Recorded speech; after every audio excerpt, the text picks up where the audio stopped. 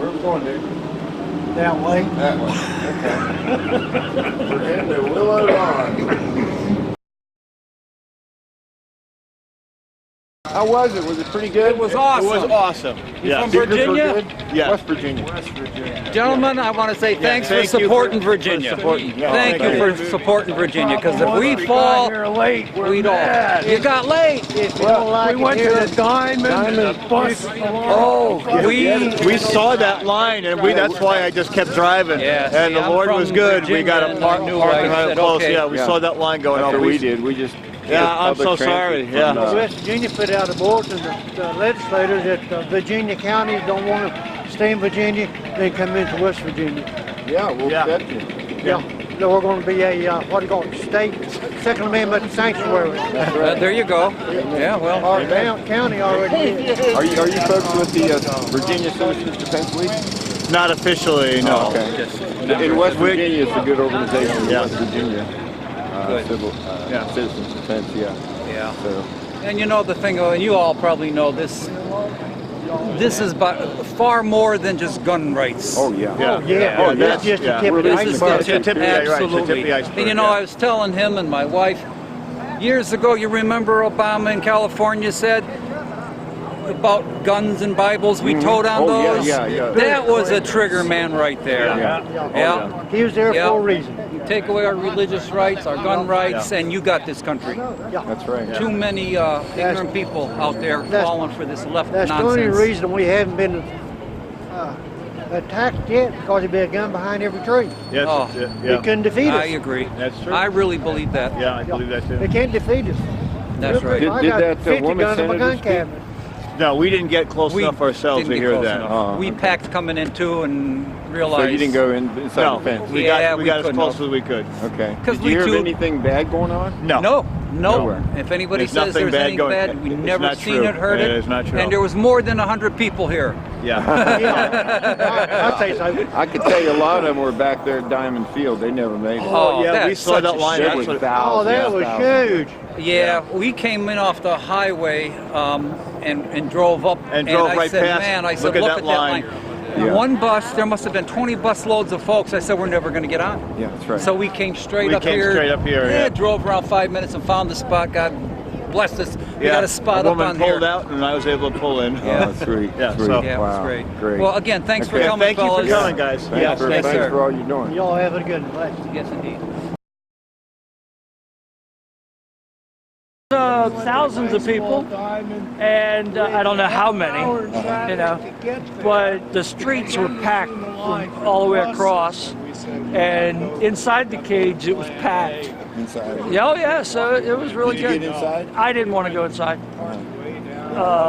I just, I had planned to go lobby, and then I realized my representative's a newly elected Democrat, so it's like, why bother? And I didn't want to get inside with all the lines. There's one way in, 3 ways out. And if, God forbid, something bad had happened, right, I had heard they were going to limit how many could go in. Is that what they did? I have no idea. Yeah. I doubt it, because we never heard of any numbers. Okay. And, I don't know. I didn't hear anything saying it was limited. They surely couldn't limit on the outside. And there were thousands of people, heavily armed people out there. And not only was it peaceful, people are picking up the trash as they're walking away. But listen to what the news media says. Yeah, we'll see. What Oh, the media my does. daughter called and said, well, the news just said there's an uprising in Virginia. And then she added of thousands of activists. And it's like, you know what? I'll take that. Bye-bye. All right. How was it? Crowded, but yeah. I'm filming. That's all. I'll tell you what, a lot of people didn't get there. Yeah. It took us we didn't realize it was just going to take us 2 hours to get maybe just a mile. Yeah. Yeah, we saw a lot of people didn't make Take it. it. It makes a point on how ridiculous it is. Yeah. We drove 4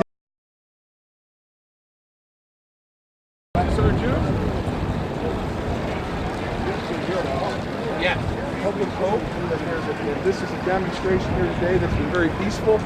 this is a demonstration here that has shown that an armed society is a polite society, and that the only way to defeat a bad guy with a gun is a good guy with a gun.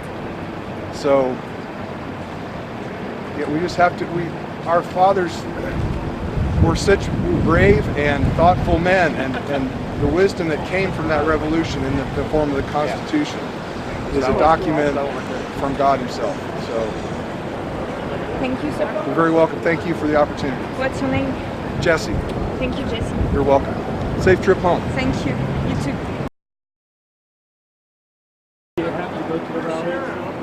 Yeah, but I was a bit late, unfortunately. Yeah. Is it done or? What's France 24? It's a French international news TV. Really? Yeah. Are you here with us, Simon? Yep, Ohio State flag. Am I what? Yep. Let's go across. Yeah. Yeah. Yeah, exactly. There we go. Sweet. Yep. Good state. How was it? Good, bro. Great. Yes. Did you enjoy it? All right.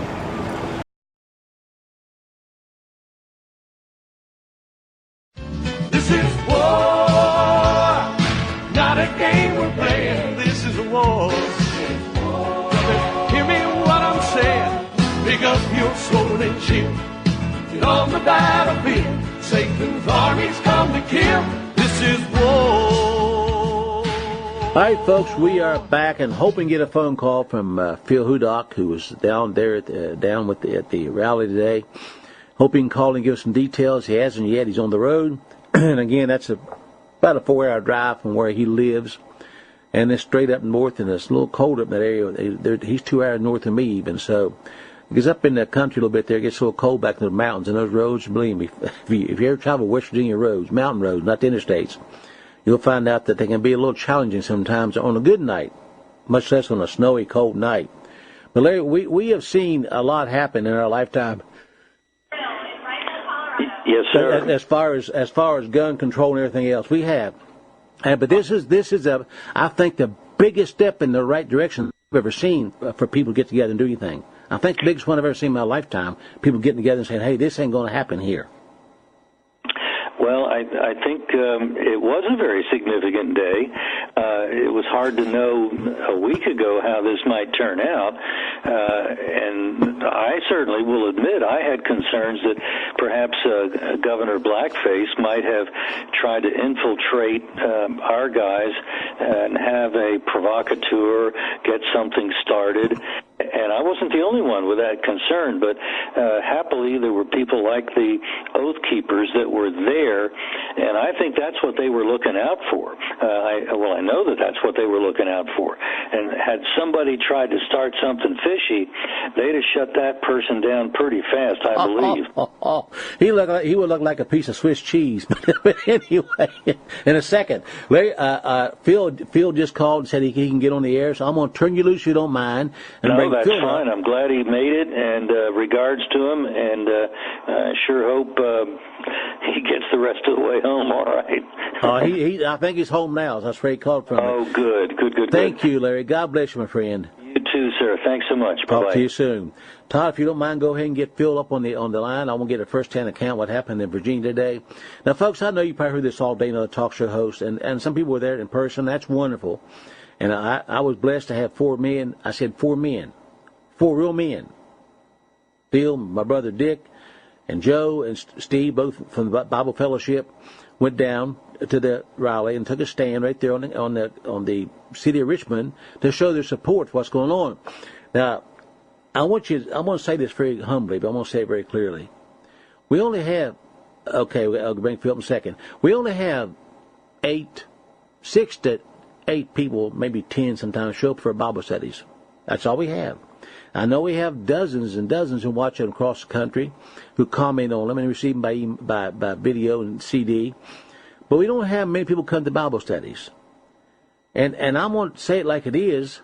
It's very clear that in our neighborhood where we work in the Huntsville area and all around that area, We have very few people that have enough guts to show up to take a stand, that want to expose evil. We do current events, as you all know, the first hour. Then we have Bible study to cover topics that are unpopular today, and we don't point punches. That's why we don't draw big crowds from the local area. 4 men from our fellowship, I'm so honored to call them members of my not my Christ fellowship, but our fellowship together. So honored to be called their pastor. And Phil Hudock has been with us from the beginning since I've been working in that area. He was born again in my brother's front room 20-some years ago. He started taping the services we had at the little chapel we were in for a while till was kicked out of there. They started taping them at home and offering them to people, and he has been in the battle with us. Oh my goodness. I bet there are times that we should have never met us. But anyway, he's been with us a long time. Has been a faithful friend and brother in Christ. Phil Hudock, are you there? Hey, Butch, I'm here. It's good to have you home, man. I'm sure that was a long and tiring drive. Oh, I'll tell you, we had snow for the first 70 miles going there, and the temperature was 4 degrees. On the way back, it was 6 degrees. But we made it. Wow, got hot, didn't it? It got hot. Oh, yeah. Well, I know that you've had a long day, and we got about 20 minutes here, so I talked to you about it. And you went down there, you and my brother, of course, Dick Richard, and Joe, another fellowship, another church member, and also Steve, another one, loaded up and met Mr. Al Cupp on the way down, but we went down to the rally in Virginia.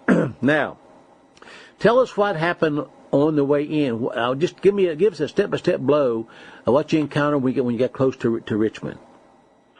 Well, we had two plans on getting to the Capitol. The first plan was using the city buses and using 2 buses to get into town. However, we found out that Diamond Field, where the Flying Squirrels, that's their home stadium, that wait, Flying Squirrels? Yeah, the football team, the Richmond professional football team, is called the Flying Squirrels. Well, I'm not laughing at them. I'm sure they're great football. There's a team next to Charleston, a little town called Polka. They call themselves Polka Dots. But anyway, go ahead. Okay. Well, I don't know. Maybe the governor named them. I don't know. He's sure squirrely. But anyway, go ahead. Well, and so, we found out that the Virginia Citizens Defense League had made arrangements to park at the field and then take buses into Richmond. And, of course, we knew parking was going to be a problem and traffic was going to be a problem, but it was a nightmare, Butch. It was a total nightmare. They weren't prepared for this at all. The last 1 mile to the stadium, it took us between half hour and 45 minutes to go the last mile, because the traffic was backed up. When we actually got to the point where we could pull into the stadium, we looked, and there was a line of people waiting to catch a bus, at least 1,000, maybe several thousand people. And most of these people were carrying arms, weren't they? Oh, yes. And so we said, whoa, wait a minute, we'll never get there. We won't get there before it's over. So we turned around. We went back 12 miles to a place called, let's see, what was it called? Something Pump. And we got off there. We found the bus station. There was no one there at the bus station. Took us a while to find it. The bus came, picked the 5 of us up. We picked up a few more people on the way into town. Then we had to do a transfer to another bus. By the time, when we left the Diamond Stadium, it was 11:30. Now, the rally started at 11. So right. So 11:30. So by the time we got to the bus station, or to in town using the bus, it was 12 o'clock. Okay, and people were leaving the rally. We found out the rally was actually over. It was supposed to run until 1 o'clock. It didn't go to 1 o'clock.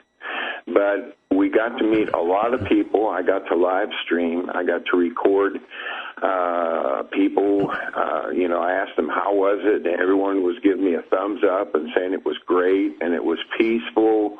There was a reporter there from France who was doing an interview. I got to film her doing her interview. She came down from New York, but she is with a French TV station. We got to see a lot of people. As far as people being armed, it was interesting. It was AR-15s, a lot of AR-15s, and a lot of semi-automatic pistols. You didn't see any deer rifles, nothing like that. I'm sure a lot of people were carrying concealed, which you didn't see. But everyone was nice. It was like a picnic. It was like a cross between a picnic and a celebration, Butch. Well, you mean all those guns, not a one of them went crazy and shot anybody? No, they were very polite, and an armed society is usually a very polite society. And wow. Of course, if there was a bad guy in the crowd, he was certainly outnumbered. Oh, so, yeah. He'd have been a total idiot to try anything. But it's amazing to me. Thousands of armed men and women there. I was just talking to Larry Pratt. He was told probably around 15,000 or more, 20,000 armed individuals there. That's the ones outside the fence, of course. Mm-hmm. And no one was shot or hurt. And in Chicago, where guns are not allowed, they had 60 shootings last weekend. Now, Phil Hudock, how can that be? If guns are bad, why was nobody killed in Virginia and had 60 shootouts in a town where no guns are allowed? I guess nobody told them it was illegal to shoot people. What do you think could be that criminals are so callous against the laws they don't care? Yeah, why would criminals obey a law? That makes no sense. Yeah. I mean, but this is phenomenal. As long as the good people outnumber the bad, then, you should be armed. I totally agree. No one robs a gun show that I've ever known. Oh, no, I don't think so, no. But this really thrilled me. I was a little nervous. Of course I was nervous. But I was talking to Larry. I said, Larry, I think, I don't know this, but I think that the governor embarrassed himself. I really do. I think that they spent millions of dollars on nothing. I mean millions of dollars on nothing, of federal dollars and state dollars and probably local city dollars for nothing. And maybe he's a little bit embarrassed, but also I think they might have realized, too, that the word had gotten out that there could be an instigator, and they knew if they did that, people would catch on too easily that there was an instigator there.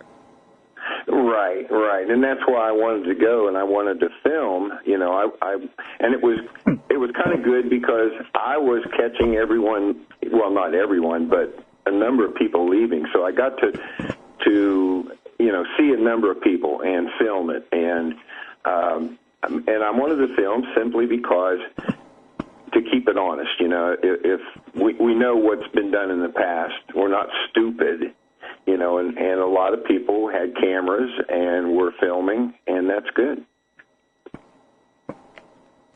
Well, now, by the way, we'll probably, folks, if we can have church this weekend coming up, and by the way, Phil, they're calling for a bad night, but if we can have church next time we have Bible study, I want to, maybe you can show some of the film if you wouldn't mind. Would that be a good idea? Oh, I'd love to. Yeah, I'm so tired I can't stay up now. And not tonight, not tonight.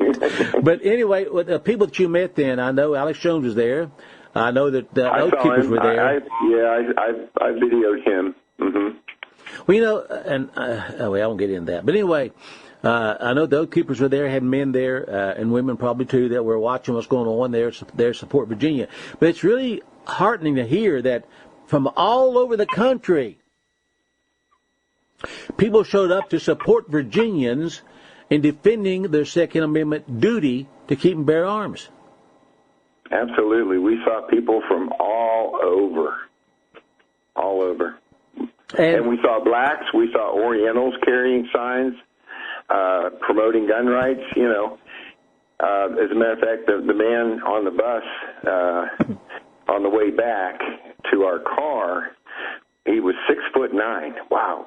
Really my goodness. It was kind of neat because he was in the crowd at the Capitol, and he said a lot of people couldn't see what was going on because it really wasn't organized so that, it wasn't audience friendly, let's put it that way. And he said he knew a lot of people couldn't see, but because he was 6'9", but one of the things he said he wished he had done was take pictures of all the black people who were there, because a lot of people think that blacks are anti-gun, and he talked to one of the black guys and said something about, I'm glad you're here. And the guy said, well, I just wanted to see what it was like. And he asked him, he said, well, what did you think? And he said, wow, these people are really, it wasn't what I thought I was going to see, And this black man told him that in the black culture, a lot of times it's just not PC to say that you're pro-gun. You see what I mean? Mm-hmm, and yet, of course. And yet anyone who's been oppressed, whether it be Jews or blacks or I don't care who, they should want self-protection. I agree. I totally agree. But this I think is probably been the biggest victory since you and I have been together, since I've been preaching about the duty of keeping bear arms and all this. Since we've been teaching this, this is probably the biggest victory we ever had that shows the force and the will of the people to stand against these tyrants. And really, I believe this will be carried further into the future. I would like to think that this idiot that we call Governor of Virginia has decided he's not going to try this again. This was peaceful pushback. Hey, that's what you want. Yeah. And they had the arms to prove it. If those people would have went there to take over the town, there wasn't a force big enough there to even slow him down, much less stop him. Exactly. So, this was a show of armed resistance, peaceful armed resistance. It was showing that we have the might. We don't want to use it, so don't force it. And they had police on corners. I saw police on motorcycles. I saw police on bicycles. But I'll tell you what, I didn't see any scowling looks. You know what I mean? They were just doing their job. We were doing our job. And it was peaceful. Well, that is what we all prayed for, and obviously it happened.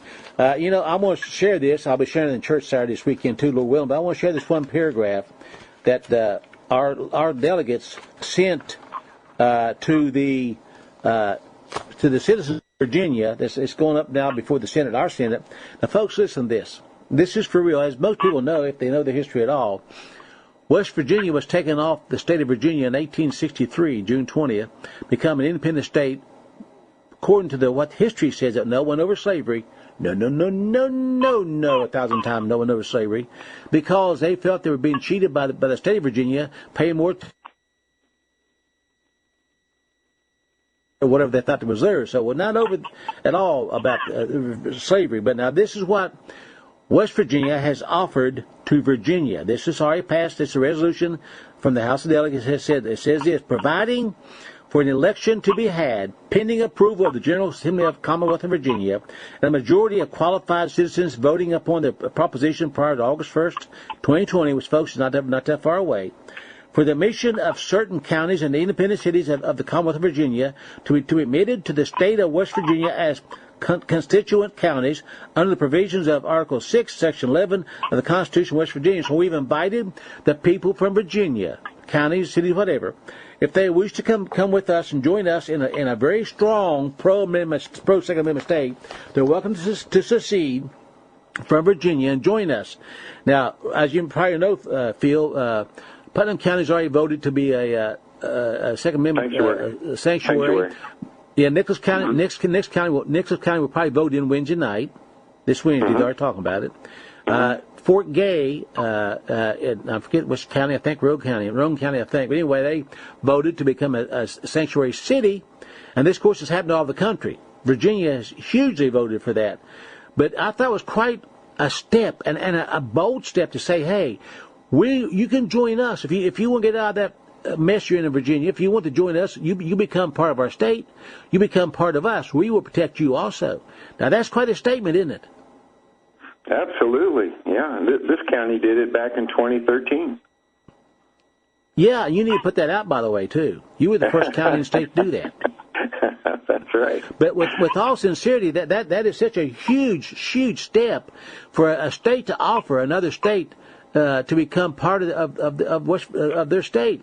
And West Virginia, as you know, is one of probably the strongest pro-gun states in the union. And about 3 or 4 years ago, they voted to a right to carry concealed or unconcealed without a permit. It looks like we're going to head in some stronger. The whole state's going to go Second Amendment sanctuary. Probably, before this session's out, our new senator has told me that's up for a vote or whatever for that resolution. So this could have huge ramifications in the future about gun control in Virginia and other places also, because the whole nation saw this, and they're going to realize people ain't going to stand for it. Absolutely. I was talking to people from Virginia and Ohio and New York and what have you, and I said, "Hey, come to West Virginia. We've got the most liberal gun laws around." So I don't know. On the whole East Coast. Yeah, can we hold that many people if they all come, Butch? Well, Larry Pratt asked me if he had a place to put a trailer on my property. So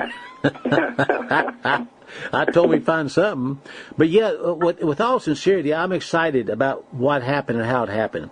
I mean, you have 15 or 20,000 armed individuals, fully armed with body armor and everything. I saw this on video, with magazines in their ARs and their handguns loaded, standing there, and police around them. All of them standing there, nobody bothered anybody. The police didn't look stressed out at all. They were just standing around. They weren't concerned. I could see that. There was no concern in their face. This was a huge victory for our side. Amen. I do believe you're right. I know you're right. Yeah. So, from your personal perspective, you were there, and you videoed a lot of different things.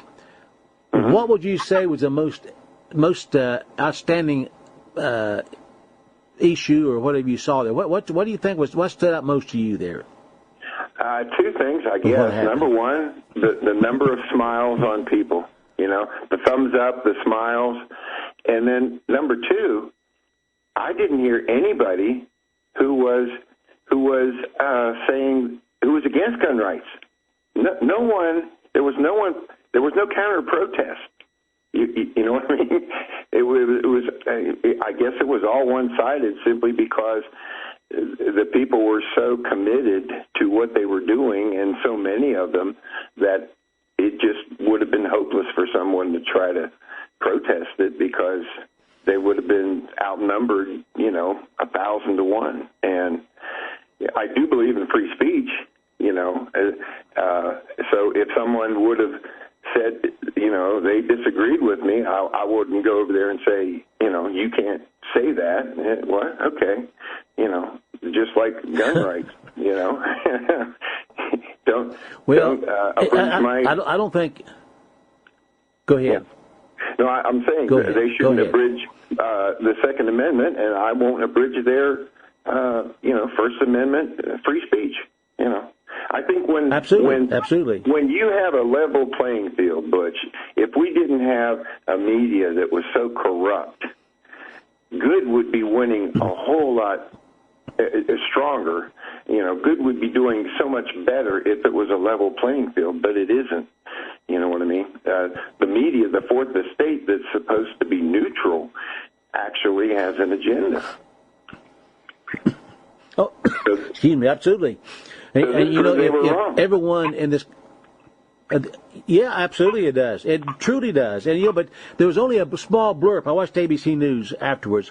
There was a small blurb, and they said there's like 22,000 people there, whatever. But just and it's peaceful. That's all they said. They didn't get any details. They didn't say more. I guess it wasn't a big enough story about it, and nothing happened. But if there would have been some Antifa people there that wouldn't have caused problems, Phil, they wouldn't have got 5 feet. They've been taken down probably without firing a shot. So many people could just mash over top of them. I mean, there was no way that they could cause any problems and get by with it there. I mean, there were cops everywhere too that could see what was happening. Right. So, and no one knows how many people were at Diamond Field and never got there. I feel sorry for those folks, because they thought they would get a ride into town, and they didn't get there. So it was way more than even what the media could show you. I wish I had footage of the people that couldn't make it, just to show that it was way more than what was reported.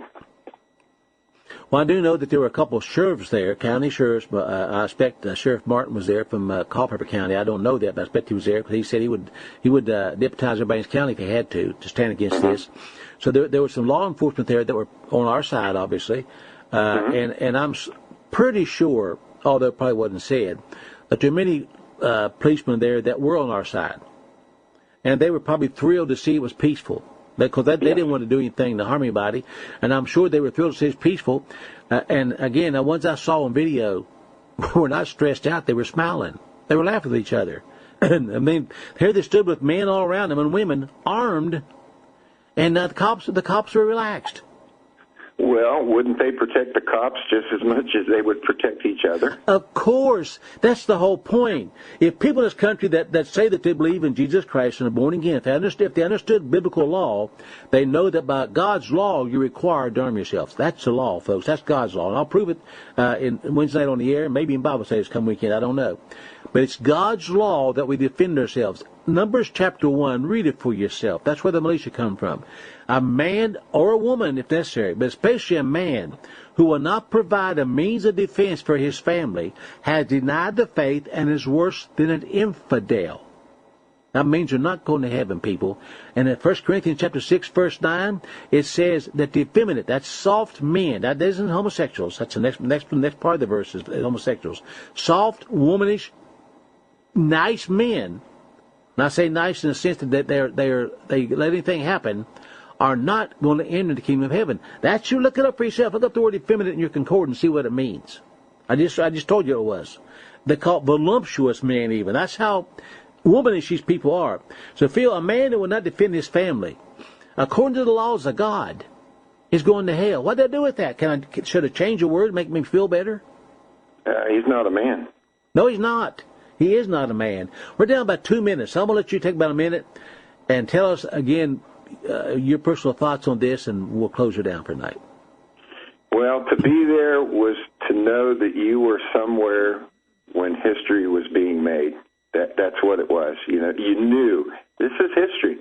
You know, we had hoped for the best, and it was the best.